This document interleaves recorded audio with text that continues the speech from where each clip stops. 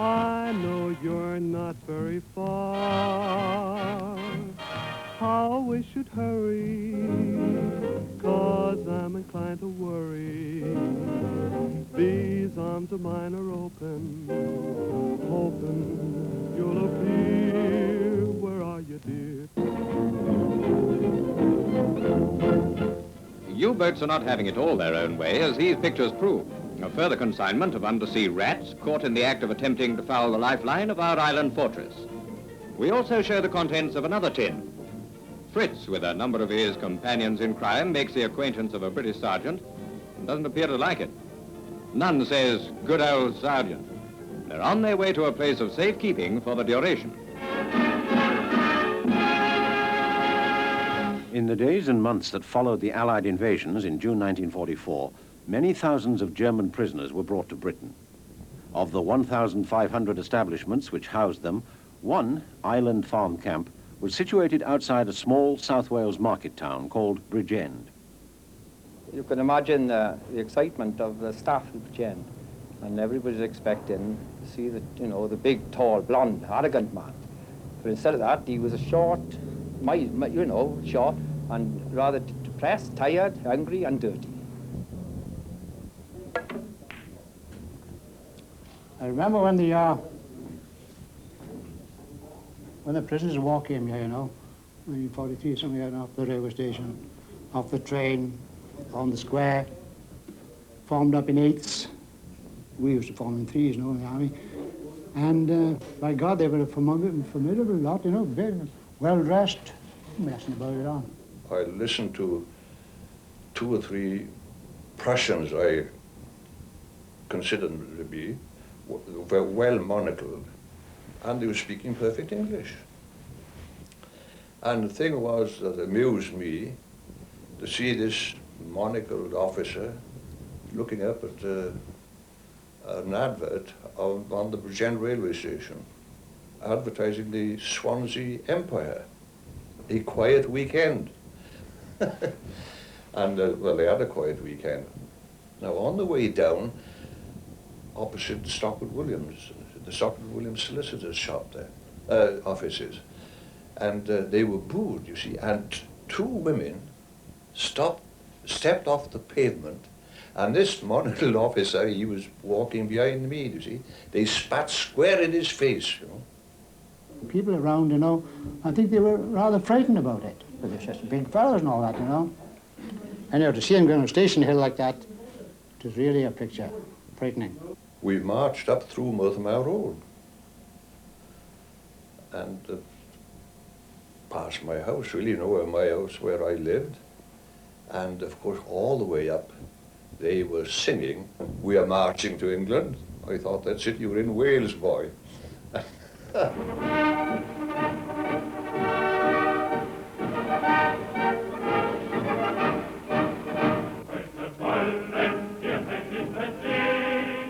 The first time these men stepped from a train at Bridgend Station was in 1944. Some months later, they broke out of Island Farm Camp in what was the greatest escape ever attempted by German prisoners of war.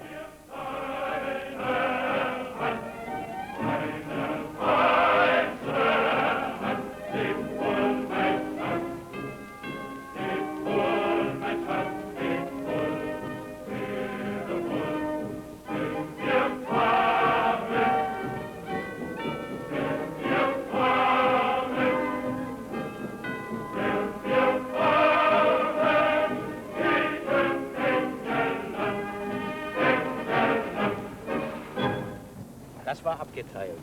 Und das war hier abgeteilt. Hier lebten die englischen Lanzer. Moment mal, wo war denn das? Hier muss doch auch noch eine Baracke gewesen sein. Und welches war jetzt der Rollcall-Platz? Der muss da sein. Und die Engländer kamen hier rein, meines Wissens, über diese Geschichte. Dann war das auch nicht der Reihe Baracken da. Und da sind wir ausgerissen. Da war das rein. Und da rechts liegt die Baracke.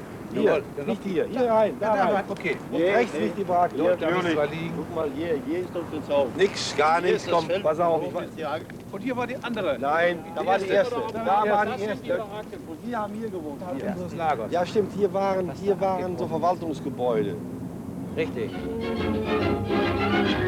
At one of the camps somewhere in Britain, ex-German sailors saved from sunken U-boats and ex-German airmen are learning to start life afresh in more peaceful jobs. They're not forced to wear any prison uniform, but to avoid escape they have patches of contrasting material sewn into their trousers and onto the backs of their jacket.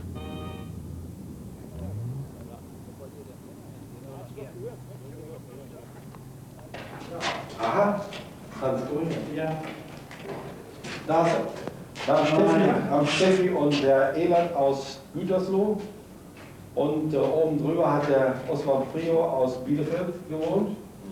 Und wir haben hier beide geschlafen. Das war unser Doppelbett. Du hast unten geschlafen, ich habe oben geschlafen. Ja, ja, genau. In der Mitte war hier der Tisch. Das war Aber unser, hat man nicht hier so eine kleine, so ein Ding hier, wo wir drauf geröstet haben? Oder wo? Nee, das haben wir nicht. Nee, das war hier. Das ist eure Wäscheleine da oben. Wie war das überhaupt mit der Heizung hier? Hier kann mich aber erinnern, was wir Hier liegt, ja, du hast recht, hier liegt das Tor längs für die Heizung. That's here very interesting describing the wall. Müßiggang ist allerletzter Anfang. That means in English to do nothing is a bad thing, you know. Yeah. That's what I think. Charlie, did you live here in this room? No. We just right. And in place of the iron discipline and barked orders, they find an easy comradeship, even with their guards. And if you could read deep down into his heart, maybe you'd find him saying, well, it isn't so bad to get away from it after all. Unser Appartement war das. So, gehen wir in dein Zimmer mal rein hier. Wo ist das? Mein Gott, Walter. Oh je. Mein Gott. War das hier? Guck mal da. Ja, hier ist es. Guck mal, hier ist es. Ja. Das sind die nice girls. Ja, das ist. Oh, die waren doch noch sehr Hier die restlichen. Hier sind die. Ja, die haben die nachgemalt. Das ist ja nichts mehr. Ja, zur Ablenkung. Wo sind wir drauf? Ja, natürlich. Wie klein das Los habe ich gar nicht in Erinnerung. Ich meine, da sind wir zurückgekommen. Kommst du mit dem dicken Bauch? Mach mal auf. Ja. Aber ein dicken Bauch hier. All work and no play makes even Fritz a dull boy. So it's the German U-boat service versus the German Air Force at Fußball.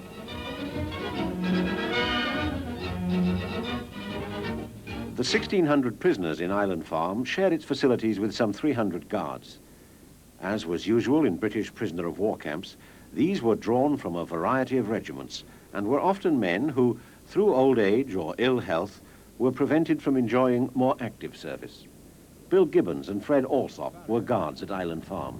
Where we used to mount guard. Guard mounting took place here, if you remember. Yes, okay.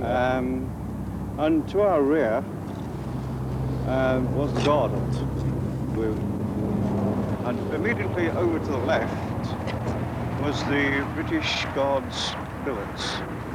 And along inside there was the recreation area where the Germans used to play volleyball and football and various activities.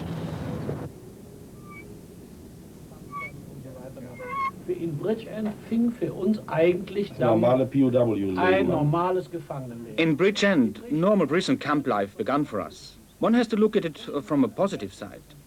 We got a bed, we got regular meals, and we received our laundry. Mit dem man nicht an. Es war für jeden eine gewisse Nervenbelastung. It was for everyone a certain strain on the nerves. We had come out of the fighting line. Our units were more or less wiped out. In our case, for example, barely one battalion was left out of a division. I believe 400 men were captured. Kamen 400 Mann in Gefangenschaft. Ja, wir waren ja alle in einem Stress rausgerissen aus dieser Welt, die uns ständig umgab.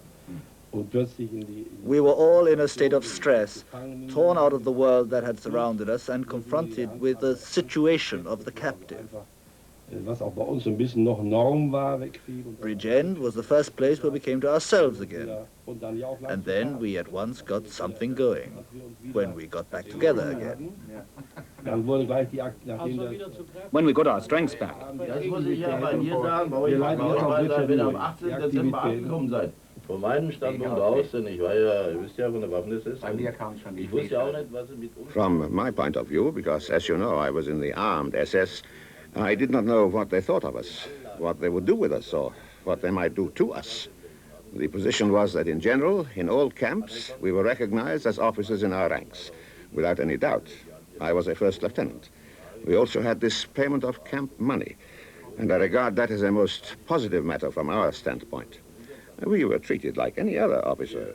Wirklich behandelt wurden, wie jeder andere Offizier auch. But no one started to think about how those at home would get news of us, that we were still alive, since one could only assume we had been posted missing. Als vermisst abgemeldet wurden und dass sie insofern benachrichtigt wurden. That's what happened in my case. My relatives heard that I was missing. Yes, my wife got a missing notification.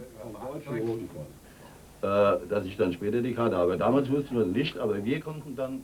But then we were finally allowed to write, and the people at home knew that we were alive. I remember it was in December that we had the cards to send. Yes, and what was printed on the card? A member of the defeated German army is looking for his relations. I was around about 6 months captured. And when you live 6 months only with man, and you see ever the same, and you hear ever the same, and ever the same problems, and when new prisoners came in and they told you the story of your prisonership, and the last verse was ever, and at last it was finished. You can't hear it anymore, and I thought, what shall I do? I must have some activities. And I heard that this is a way, and I worked on the tunnel, and I could escape on this way. Ja, in diesem Zusammenhang haben wir schon, gerade wir... Yes, in this connection, those who had the intention of escaping concentrated firmly on learning English. When the time came, I had trouble convincing the policeman that I was who I said I was, but I suppose it helped. Ich hatte es ja schon mal erzählt, dass ich in Comrie begonnen hatte, Geld... In Comrie camp, I had begun to change money, namely French francs into English pounds. With these pounds, I bought an English uniform from an Irish soldier. Eine englische Uniform gekauft. Als wir dann später in Bridgend waren, wollten wir diese Geld... When we got to Bridgend, I wanted to continue these money transactions, and I started dealings with a Scotsman. We explored the ground, very carefully to start with, to make sure he would not swindle us. Der auch wohl uns nicht reinlegen würde. You remember these toys that the Germans used to make, Bill, and we used to give them cigarettes for these. We'd take them down to Bridgend, and I think we used to sell them for about 30 bob. Get a nice beer money out of them, didn't we? Yeah. Remember? The thing is that they got a bit wise to the cigarettes, though, didn't they? You know, we used to give them woodbines and park drives. You know, they put their hand up 10, 20 or 30 for whatever they wanted. Yeah. But as I say, they got wise to these woodbines and park drives, and they began to say, no small cigarettes, we want big ones. Yeah. I don't know whether one of you is aware who first hit on the idea of building a tunnel. I think it is difficult to establish this because we were not a firm association. As far as I know, there were about 200 people who intended to break out, but they were not all acquainted with one another. They were mainly small groups of between 2 and 4 men. Gradually, these groups did establish contact and learned that the others wished to escape. I came into it when the tunnel was half ready. This did not become clear to me until the night of the escape, when I was not allowed out of the tunnel until fairly late. You had been cooperating from the very start. Yes, we were in it more or less from the beginning. We did not come to the camp until December, and I'm sure no start had been made at that time. From the fact that we went out as the 4th group, I think we must have been in it from almost the start. Wir als 4. Gruppe herausgeben, muss ich annehmen, dass wir also von Anfang an dabei waren. That's our billet over there, Bill, where we used to sleep, you remember? Oh, we used to have an escape route of our own, with a hole in the edge, so that we could get through this hole and get out to Bridgend for a pint. Yes, true. I remember one occasion we tried this thing off, me and my mate. My mate got through the edge. The guards grabbed him and took him back into the guard room. I was a little bit fortunate. I shot through the window and got into my bed, covered myself over with a blanket, and there I stopped until lunchtime, it was. I think lunchtime, that's right, lunchtime. When we had dug the first few meters, stones and rocks began to fall down, so we had to prop up the tunnel, and somebody was given the job of obtaining wood for this purpose. Dann bekam also jemand den Auftrag, dafür Holz zu besorgen. Yes, that's right, and I helped with this. We stole benches from the mess hall and sawed them up to make pit props with. Bänke gestohlen und haben die dann zersägt und als Stützmaterial verwendet. Ich erinnere mich nur daran. I can remember that you stole this wood, but suddenly the supply of wood stopped, and we didn't know where to get any more. Then somebody had the marvelous idea of cutting down the beds which were in the huts. Die Betten abzuschneiden, die in den Baracken standen. In order that the beds would now not be of different heights, we cut them all down. Und dann hatten wir also wieder genügend Holz für I remember we had a stack of wood like this lying there and supported the tunnel with it. Stapel von Holzbrettern da liegen, um den Gang abzustützen. Man musste in der ersten Phase zu zweit die Arbeit ausführen. In the first phase, the work had to be done by 2 people, but later, because of the increasing length of the tunnel, by 3. We were all naked when we worked and kept ourselves fit with cold showers. Wir hatten uns fit gehalten durch ständigen... I would like to add, the feeling of having to go into the tunnel, of being down there, always greatly worried me. Despite all the activity, despite the intention to escape, it was always a real nightmare working in the tunnel. War das eine echte Beklemmung, in diesem Gang zu arbeiten. At this time, the air was bad. You could work only 2-3 minutes and you couldn't work anymore. And therefore, a couple of men built a kind of air condition, let's say. And it was very primitive. We built milk tins to a tube and a ventilator.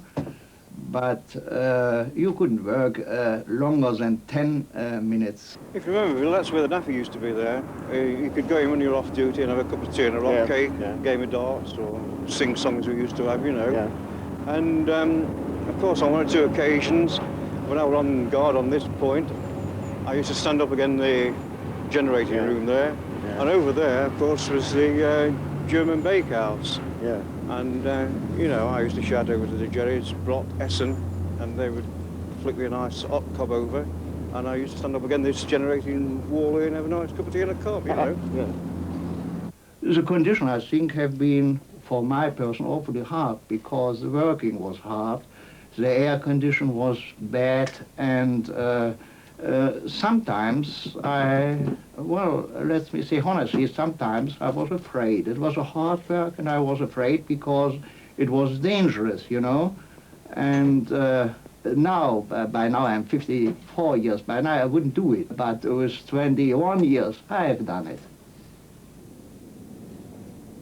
The evening before we get out, we were all in the camp nervous. We worked 2 months. Hard work, and now that moment we could get out. All the comrades came at 8 o'clock after dinner and said, say goodbye and write a letter to my wife and make a telephone to my mother and so on. All the comrades thought that we came really to Germany. Jetzt kam der große Tag. Der Gang war fertig. Wir hatten unsere Vorbereitungen getroffen. Then the great day came. The tunnel was ready. We made our preparations. We went out as the 4th group. Lookout men had been posted on the right and left, and whenever the light went out in the tunnel, it meant that the guards were nearby. On the night of the escape, Bill, I was standing more or less where I'm standing now. And the hut across there was where I was listening to all this singing. And one of the Germans opened the window and looked out, and I shouted, "Prima music!" And he shouted, "Ja, ja," and went back and shut the window, and this celebration went on for quite a while, more or less until you came on duty. When we got out of the tunnel, we had to crawl across a ploughed field. As we were a group of 4, we arranged to meet by a tree on the other side of the field. When I came on duty from 12 till 2, I'd been on duty about 3/4 of an hour to an hour, I should imagine.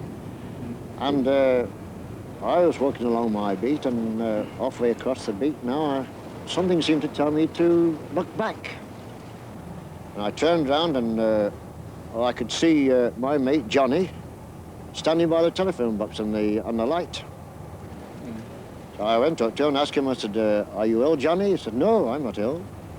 He said, but I'll tell you this, Bill. He said, when I went up to my beat last, I saw faces looking through the window, and I had knock-ins.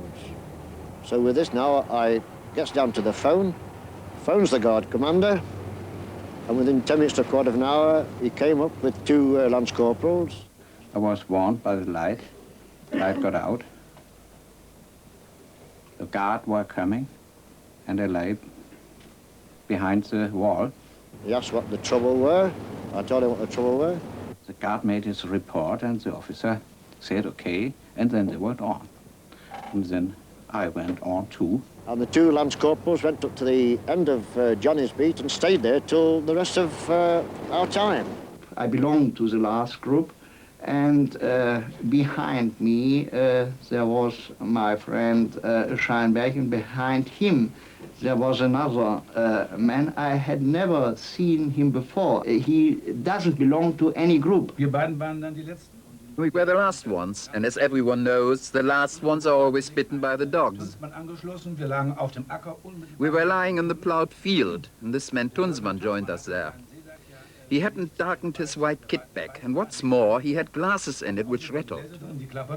The searchlight swept across the field and spotted his white kit bag. The guards shouted at him and shot. It hit him, and we lay there not knowing what to do. Wir lagen dort und wussten dann nicht mehr, was wir machen sollten.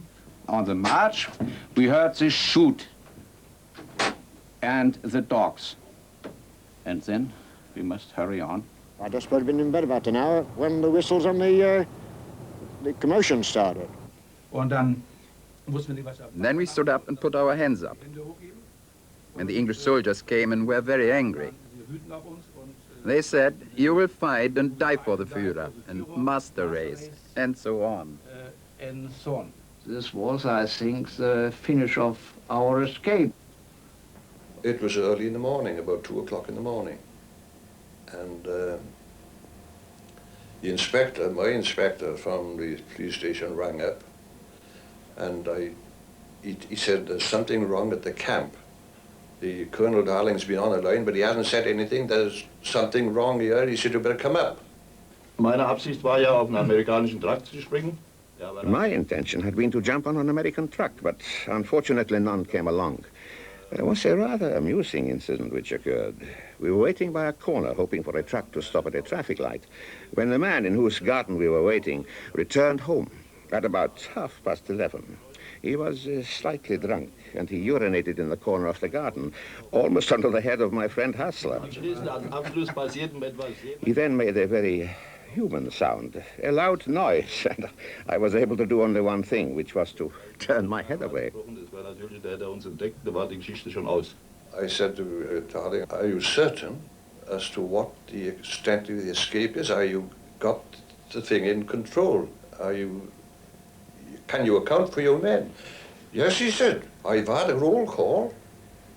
And what sort of a roll call? He said, I've had them calling out their names. And he said, every man has answered that I've got his record here in the camp. Also es kam kein Truck, es kam nichts. Wir sind dann weiter an der Bahnlinie. Well, no truck came. There was nothing. We moved on towards the railway line. There we crept into a goods wagon. The train started, but unfortunately it moved very slowly. Then stopped in a small marshalling yard. I looked out. What were we to do now? We proceeded on foot, but we had to go through this small town. We turned into this narrow street in front of the station, and suddenly we were confronted by a bobby who came around the corner on his bicycle. That is why we had not heard him. Anyway, he appeared before us and said, hands up, you are prisoners of war. You are Mr. Waverstock? I am the I'm so gentleman, pleased to see you. Maybe you remind this day you caught me again. You remember you came round the corner with your bicycle, and suddenly you stood there and, come on, you said, you are prisoners of war. No, I told you, I'm a poor miner. I tried to go out for my 8 children, but you didn't believe me. No. And we thought, and this time, that every policeman got a gun. No, I didn't have a... And if I had known this time, I gave you a little push, took your bicycle, Yes. and went off. My friend Hans Hetzler, come on, jump up on the bicycle. No, he's been all right too. Really? The sergeant said, Baverstock of Lanharan has telephoned to say that he thinks he's got 2 German prisoners. So I said, darling, I said, these chaps got out at 10 o'clock. Well, he said all the answer he could give me was, well, they all answered their names. Well, of course they would. You see, everybody was answering for everybody else. So that was it, and then the hunt was on.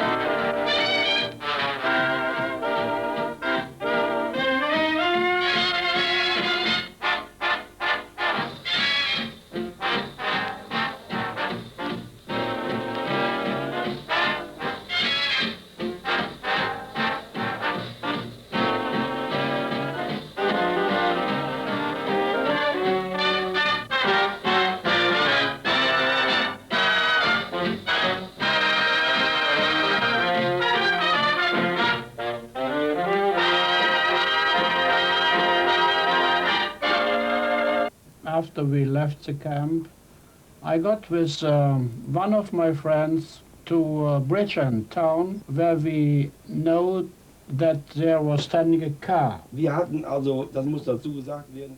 I should point out that we had civilian clothes over our uniforms. We exchanged them for cigarettes with some German building.